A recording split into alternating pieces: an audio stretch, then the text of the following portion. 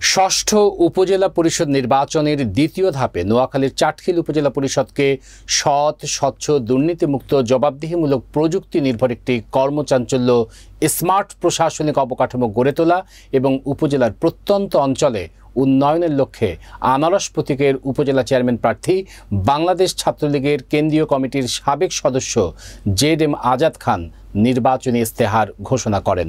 নোয়াখালী জেলা প্রতিনিধি বিল্লাল হোসেন নাইমের প্রতিবেদনে দেখুন বিস্তারিত। 11 মে শনিবার বিকেলে উপজেলা চেয়ারম্যান প্রার্থী জেড.এম. আজাদ খানের চাটখিল পৌরসভার ভীমপুরস্থ নিজ বাসভবনে জেলা উপজেলা কর্মরত প্রিন্ট ও ইলেকট্রনিক মিডিয়ার সাংবাদিকগণ, দলীয় নেতাকর্মী ও স্থানীয় গণ্যমান্য ব্যক্তিবর্গের সাথে মতবিনিময় শেষে 14 দফা নির্বাচনী ইস্তেহার ঘোষণা করেন। জেড.এম. আজাদ খান তার নির্বাচনী ইস্তেহারে ঘোষণা দেন, তিনি নির্বাচিত হলে উপজেলা প্রশাসনের সকল দপ্তর ঘুষ দুর্নীতিমুক্ত করে সেবামুখী প্রশাসন গড়ে তোলা হবে। প্রতিটি গ্রামে ওয়ার্ডে নগর সুবিধা সম্প্রসারণ এবং বিশুদ্ধ খাবার পানির ব্যবস্থা করা হবে। উপজেলার প্রত্যন্ত অঞ্চলে রাস্তাঘাট, ব্রিজ, কালভার্ট নির্মাণ ও মেরামত করা, কৃষিখাতে আধুনিক যন্ত্রপাতি ব্যবহার ও সেচ ব্যবস্থা সহজীকরণের উপর গুরুত্ব আরোপ করেন তিনি।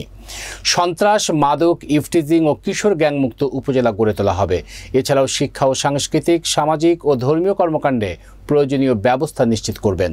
বেকার যুব সমাজের আত্মকর্মসংস্থান সৃষ্টি করার লক্ষ্যে বিভিন্ন কর্মমুখী প্রশিক্ষণের ব্যবস্থা এবং উদ্যোক্তা সৃষ্টি করা হবে।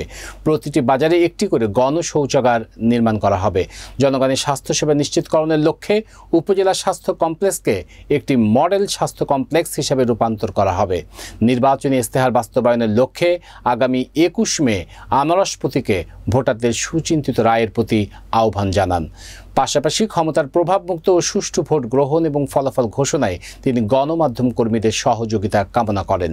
ইশতেহার ঘোষণাকালে উপস্থিত ছিলেন বদলকোট ইউনিয়ন আওয়ামী লীগের সাবেক সভাপতি সিরাজুল ইসলাম, সাবেক সাধারণ সম্পাদক ফারুক রহমান, উপজেলা আওয়ামী লীগের সদস্য গিয়াসউদ্দিন হিরণ, সাবেক কমিশনার আব্দুল কুদ্দুস, মোর্শেদ আলম, রতন, ফরিদ আহমেদ, এনাম সহ উপজেলা, পৌরসভা ও বিভিন্ন ইউনিয়নের আওয়ামী লীগ ও সহযোগী সংগঠনের নেতাকর্মীরা।